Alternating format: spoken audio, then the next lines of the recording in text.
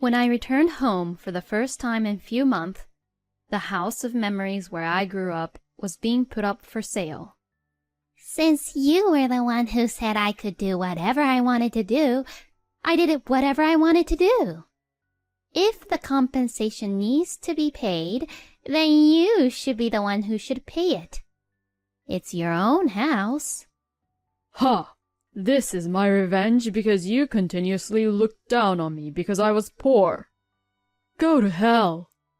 My husband, Ken, and my mother-in-law, Lisa, who grew up poor, sold the house without my permission while I was away and got the money from selling the house. And they deliberately violated the contract and laughed at me, the owner of the house, to pay for the compensation which would occur due to this incident. But they had no idea of the consequences that was going to happen.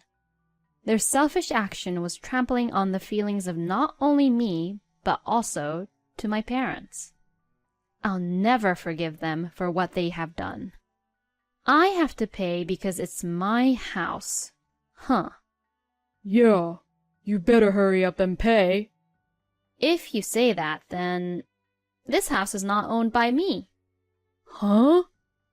And my husband, Ken, and my mother-in-law, Lisa, is going to hell because of what they did all on their own.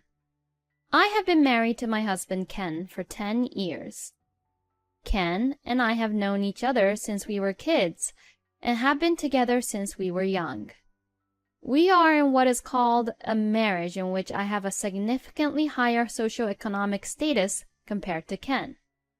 I have lived with my parents, who are business owners, and I have lived comfortably. Ken, on the other hand, grew up in a single-parenthood family and didn't live a well-off life. Nevertheless, my parents and I were attracted to Ken's personality, so we never worried about his background. In fact, I think my parents had always loved him as if he were their own son. My parents decided to move into my father's other house to spend their retirement comfortably, so we are now living together in my parents' house where my parents used to live. This was also my parents' plan to support us as much as possible. We should officially change the ownership for the house's contract soon. After that, the rest is yours to do as you please. You're thinking of moving at some point, right? Maybe you can use the money for that. A few months ago, my father told me that he was going to give me the parents' house. The house was all well cared for and was not at all inconvenient to live in, but it was too big for us who had decided not to have children. I thanked my parents, and even though it was before the ownership change, I slowly proceeded to deal with the real estate company. Hey, Ken, I told you to fill out this form. If I don't submit it today, we won't make it in time. How can we sell the house without this? Oh, just write it down then. You're only overreacting. If you submit it today, you'll make it in time. You don't have to tell me every single time, you know. Just do it on your own. Where did his kind and sincere personality go to? Since our marriage, Ken has become increasingly lazy and had left everything for me to do it. He routinely asks me to write very important documents on his behalf. If I refused, I would end up causing trouble to the family and thinking that if I do it, then everything would go peacefully, so I would just end up doing it myself. I wonder if he'd continue to treat me like a servant like this. We decided to sell the house we were currently living in together. We have also chosen a new house in a place that will be both beneficial for us. But I was worried about the future of my married life with Ken and spent my days wondering if this was the right thing to do or not. Then one day, I received a call that my parents had been seriously injured in a car accident, and I rushed to visit them at the hospital. Although my parents survived, they were diagnosed with a total recovery time of 6 months and would need someone to support them for about 3 months. I'll ask Ken. I'll ask my company, too, if I could adjust my work schedule as well. I'll be the one to support you both. I asked my husband if I could go home to my parents for an extended period of time while I supported them. To that, he said, "It's okay, it's your thing." and he had easily agreed. But to be honest, his tone was more like he couldn't care less than being worried about my parents. Anyways, I could go support my parents now. But then, another problem arose in my mind. Would Ken be able to live all on his own while I'm gone?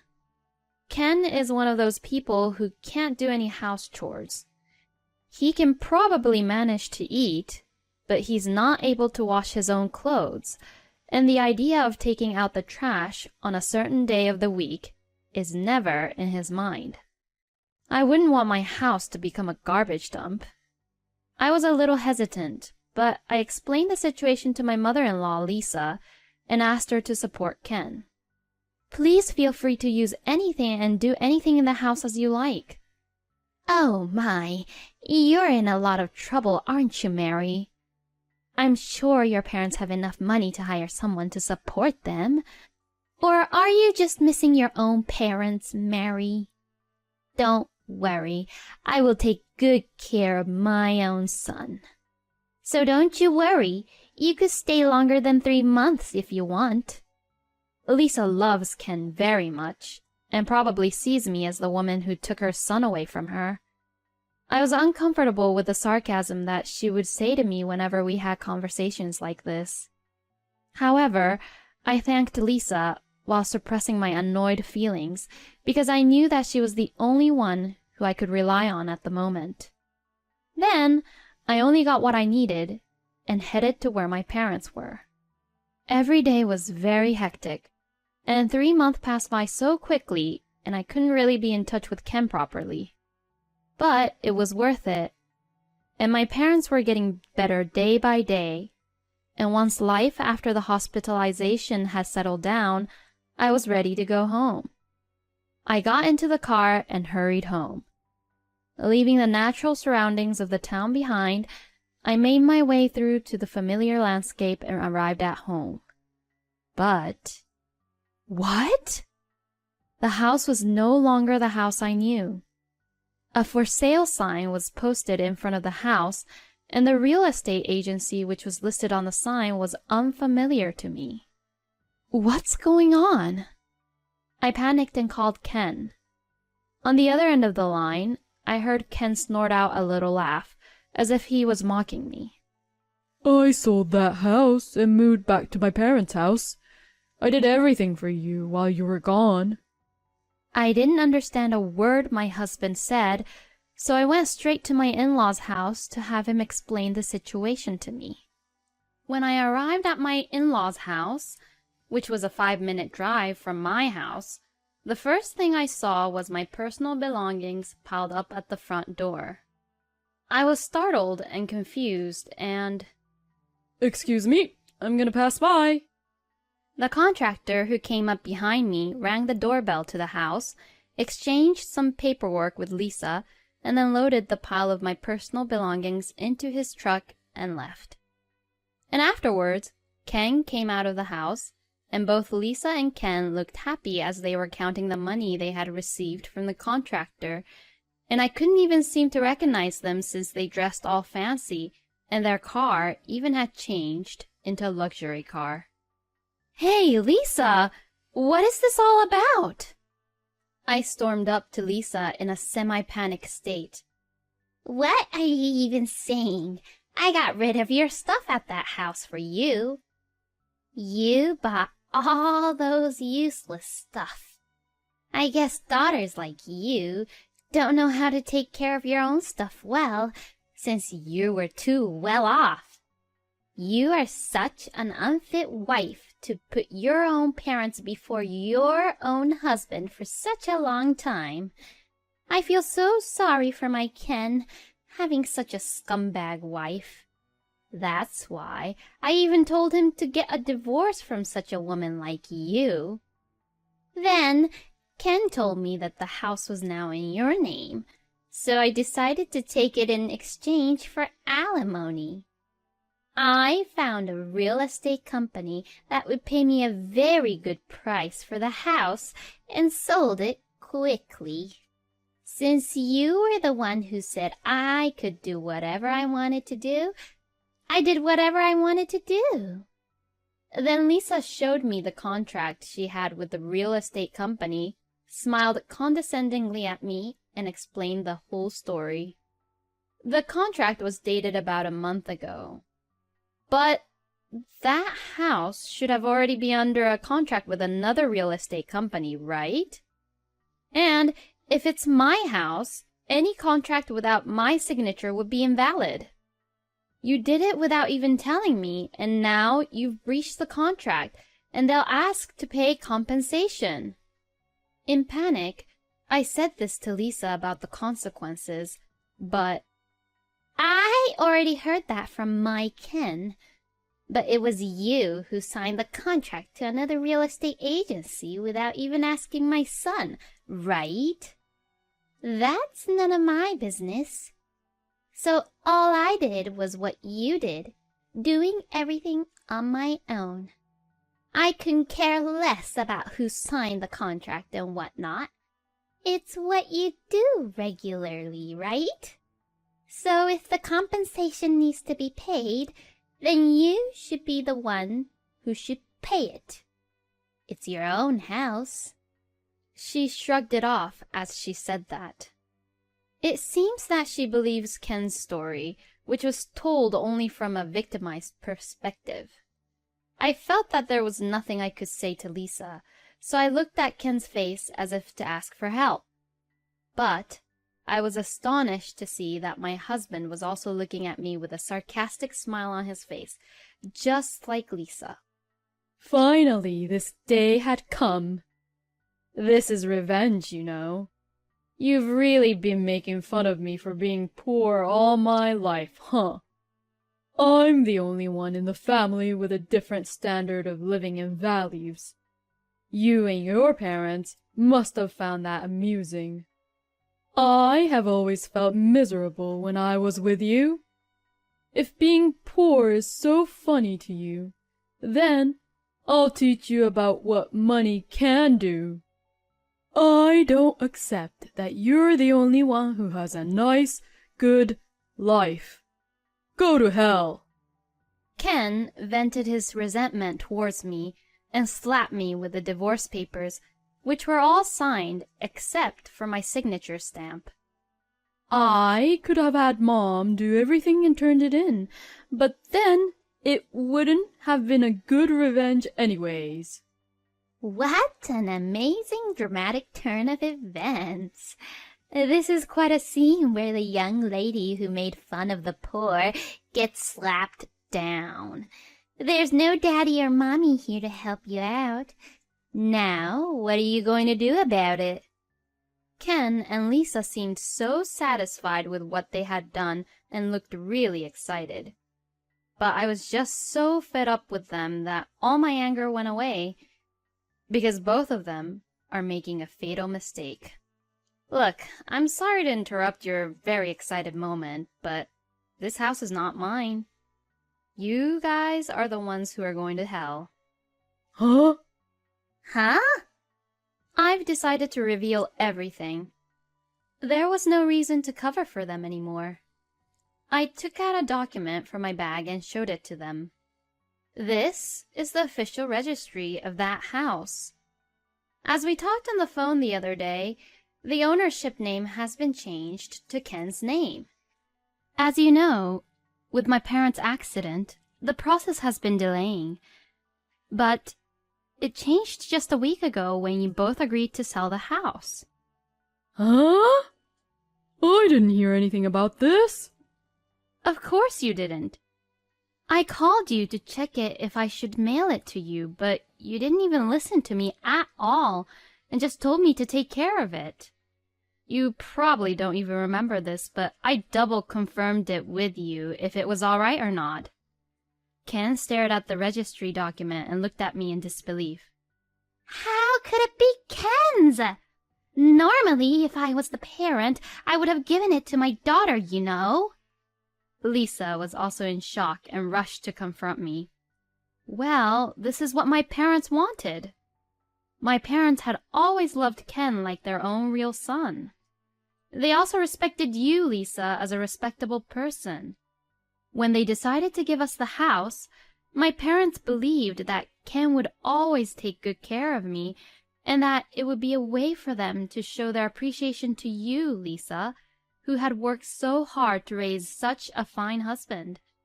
And yet, you not only betrayed me, but you also trampled on my parents' genuine feelings. Ken and Lisa turned pale as they learned of my parents' true feelings. Their hands, which were clamped over their mouths, were trembling. As I said before, this is going to be a big problem involving both real estate agencies. You should expect that they would definitely claim for a good amount of compensation. I will contact the real estate agency with whom I first signed the contract. So could you both just contact the real estate agency with whom you signed the contract on your own? I mean, I still can't believe that the real estate agency actually accepted your sloppy explanations and signed the contract. If you have an opinion, don't be a scum and do things like this, but say it to me earlier. It's not that you're poor because of money.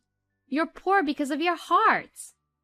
My tone became stronger and stronger, and finally I loudly accused both of them. And finally, I pulled out my cell phone to call the real estate agency, but... Wait a minute. This is not what I wanted.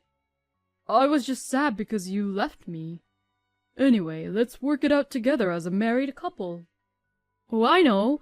I could just buy the house that's on the market now and then call the old real estate agency about it and we could just pretend that this never happened. You're rich, so can't you do that? Please. This whole thing started because of my mother. Ken, who had been with Lisa this whole time, changed sides and rubbed up against me in a panicking manner.